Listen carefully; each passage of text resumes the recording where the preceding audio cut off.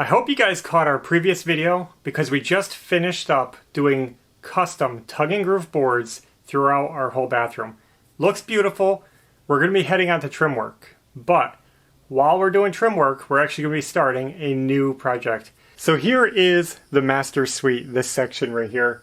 This is going to be a bedroom and office area, basically a large bedroom. Right here is our bathroom that we just finished, but now we're actually going to be doing the entryway. That's what's next, and we're starting that now. Because even though we're not 100% here, we can start processing the boards for this section and building out the walls and ceiling in our entry area. So as you can see, the entryway is the same width as the bathroom, but it is longer. That means it's going to take even more wood than before. A lot of wood. Which means we got to keep creating these tongue and groove boards. These match the original wood that is in our living room and other bedrooms, and we want to keep that theme going throughout the house and bring it back to that original style and feel. So we have to keep making these, but this time we're not going white. The entryway will be a different color, which will be revealed later. Now, when we started this renovation project on the master suite, we had a blank slate, and we could have arranged those rooms any way we wanted. We could have any size bathroom we wanted, any size entryway we wanted, move stuff around, whatever we want. Now, everyone is going to have different wants and needs, and they may lay it out different than we did. For example, we wanted a small functional bathroom, so we'd have more living space in our bedroom. While it would be nice to have a few more inches in there, it just didn't work itself out with the rest of the space that we wanted. We found the balance between preserving bedroom space, bathroom space, entryway space, and that's the size our bathroom turned out, and it's going to work. It's going to be functional. May not be the biggest master bathroom you've ever seen, but it's going to fit in with the style and age and era of the home, and it's going to be clean and useful, and that's what matters to us. But now when we designed this space, we also made that large entry area, and we had a lot of questions about that. A lot of those questions and comments revolved around the idea that an entry room, an entry hall, was a waste of space. So as we begin this project, let me tell you what's so great about an entryway. I'm going to be reading a little piece from a book of mine, Farm Homes Indoors and Outdoors by E.H. Leland. And this is a home planning guide for the farmhouse. If one's house must be small and the rooms few, still a hall or some sort of pleasant vestibule ought to be afforded, rather than have the living room or parlor open abruptly into the open air. It is good for family habits, too, that the children have a regular place for hats and caps and an opportunity before a hall mirror to see that they are presentable prior to appearing in the sitting or dining room. Such little household regulations teach children order and self-control. This moral view of the hall brings up another consideration. There are many kind-hearted, fair-minded housekeepers who regard the main entrance of their house as being too sacred for daily use, and prefer that the husband and children and intimate friends should run around to a side or kitchen door. This is a mistake. Better to live in a hut with but one entrance than to have a doorway too grand for those nearest us to walk through. Indeed, the burden of these chapters will be that we had best have nothing that is too good for human nature's daily food. But these same fair-minded housekeepers will exclaim, "Oh, it is all very well to talk about the footsteps of those nearest to us, but I can't afford to have my hall carpet covered with mud every day and torn to tatters in 6 months." Of course you cannot afford it. Nor can you afford to have your children acquire such careless manners and habits that come from backdoor principle. Have a doormat at the hall door and teach little feet to respect it. Have everything everywhere as fine and tasteful as means will permit, and lead the children to understand that the condition of having good and pretty things to use is care. Just a little thoughtful care. If the house is to be large enough, have a hall and fit it up for daily use. Nothing is so dreary and uninviting as an ordinary little hall or entry that is found in half the houses of quite well-to-do people. It is usually dark, narrow, bare, and possessed of stale odors that suggest damp umbrellas in yesterday's dinner. There seems, among very many, to be nothing expected of this part of the house but gloom and cold oilcloth and maybe a row of pegs for stray hats. Instead of such cheerless entrances, we ought to have halls that say at once to the incomer, "Welcome," that enfold him in an atmosphere of quiet, comforting, sheltering hospitality. Such an atmosphere is possible in even a 6x8 room. If, however, there are chambers in the house plan, it is good economy to have a hall large enough to include the staircase and leave ample space for necessary hall furniture. And it goes on to explain that a hall should be pleasantly but not glaringly lighted, and it is a great savings of carpets and the house mother's feelings to have the floor made of alternate strips of dark and light wood, if somewhat expensive a process can be afforded. I hope I read that okay. I'm not great at reading out loud. So there you have it. An entryway is an essential part of the home. It teaches good manners and habits, and it gives you an inviting place to welcome guests into your home and your own family as well. Now, if we didn't have this pink paper up, working in here would be so difficult, because if you've ever used a pneumatic nailer around insulation, you'll know that every nail you do puffs out a blast of air from the gun. And working around insulation, it blasts that air out and it spreads insulation fibers. So without this paper, we would constantly be coughing and hacking and sneezing. So having the paper up not only seals it from air movement, but it also protects us while we're working. And it makes working so much easier, like many times easier. So we really like the paper. Ashley is staging the wood right now for finishing. We're going to be staining it. The bathroom is still looking sharp. Haven't started the trim yet.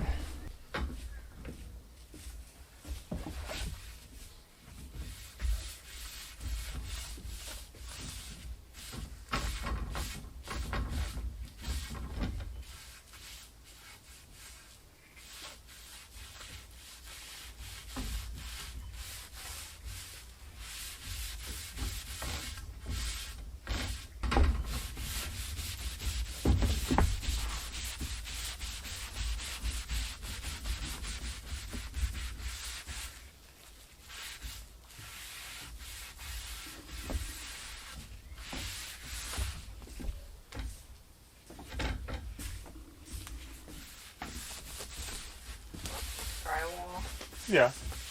I think it's a lot more better.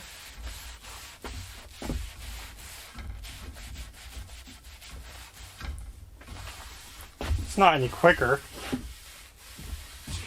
but it's easier.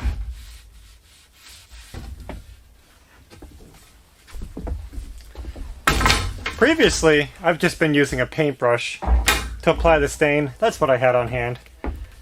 I decided to experiment and see if I could apply it with a sponge, as per a comment we got about that. And I was going to use a foam brush, but I don't have any foam brushes, so this is mimicking that. It goes on actually quicker. I think it does work quicker. You can feel it snag the wood more if there's rough spots. But it seems to waste less. I would say it's not as wasteful as a brush. It is messier doing it this way. You almost don't even have to wipe it when you're using a sponge. That's kind of handy. You can really, get most of the excess off just with the sponge. So, kind of neat. We're going to keep experimenting until we find what technique works best for us. The brush works fine, but if this speeds it up a little bit, maybe it's worth doing. Luckily, we had just enough room on these racks to do the batch of wood that we had. Once all this wood is dry, again, we'll clear coat it, then we'll start installing. We're going to save that for another video. We got a lot of work done. That's enough for today. So while we're preparing that wood to go up on the ceiling in the entryway, we've had another obstacle that we've been fighting with in the entryway, and that is the heat. It is super killer hot up in the ceiling, because we don't have an attic door and our attic is blasting heat in there all day long, it's going to make it really hard to install these boards. So I have been working on these also. You may have seen them sitting here.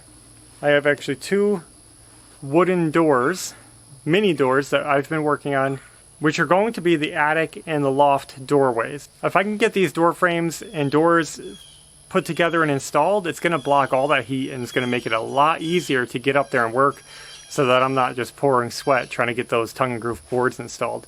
So I am going to be working on this project too. So I just wanted to share the process that we went through to get to this point. Ashley and I have been working on these doors for a long time, and we've more or less given up on them, as you could probably see from our last few videos where they're always just leaning up here on the porch. I feel like they've been here for so long now. Yeah, we've given up. So this is what happened.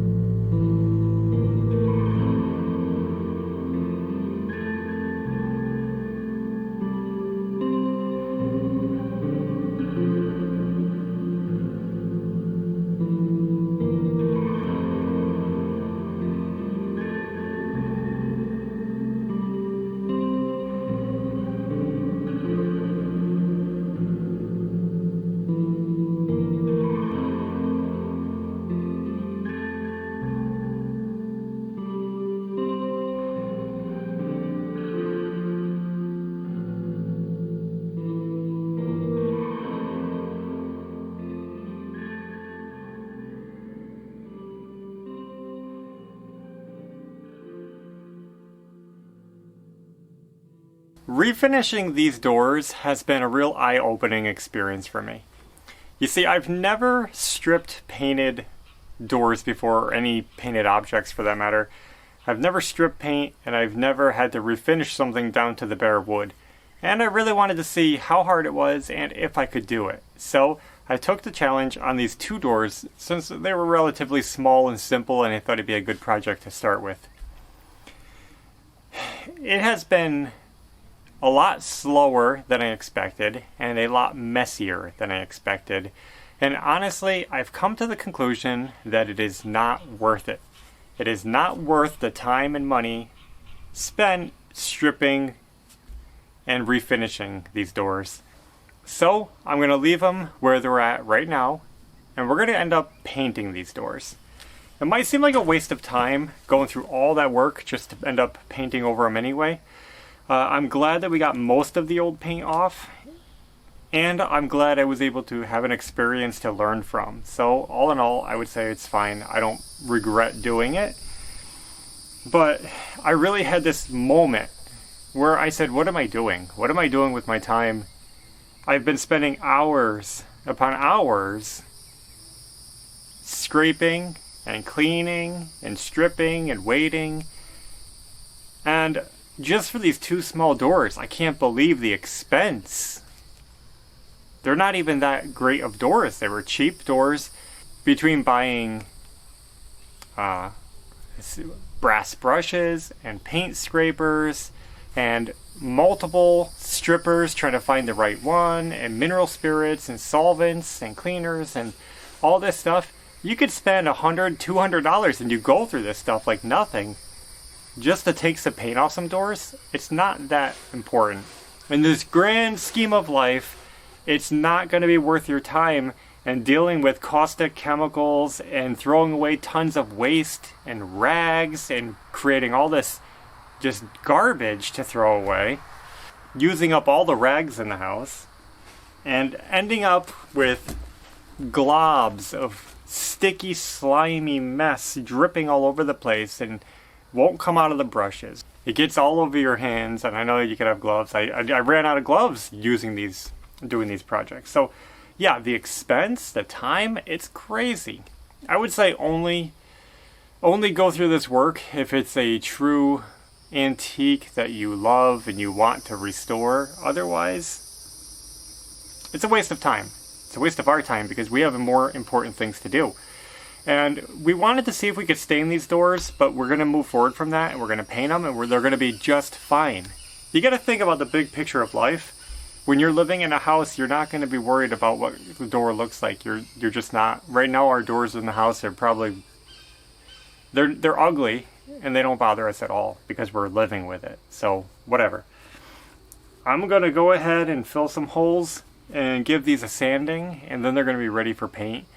Now these two doors especially, they're going to be high up on the wall. These are attic doors, and we're probably going to paint them the wall color, and then they'll just kind of not stand out like these big focal pieces. I don't want your eyes going like, oh, what's that? So it'll be better, I think, to just paint them and have them blend in for these specific doors.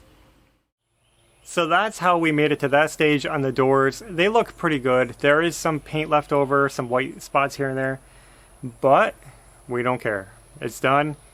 Paint stripper, too messy. And it's just hard to get in all the little trim and everything. I'm really looking forward to getting those doors put together. I just have to build a simple frame. I actually ordered hinges for them, and I'm shopping for a latch. We're going to get those together. That'll be a fun thing. I really think it's going to make this room so much cooler, so much better. Yeah. So hopefully all of that comes together quick so you guys can see the updates and the progress, which hopefully will be coming soon. But I think that's all we have for now. So until next time, take care. See ya.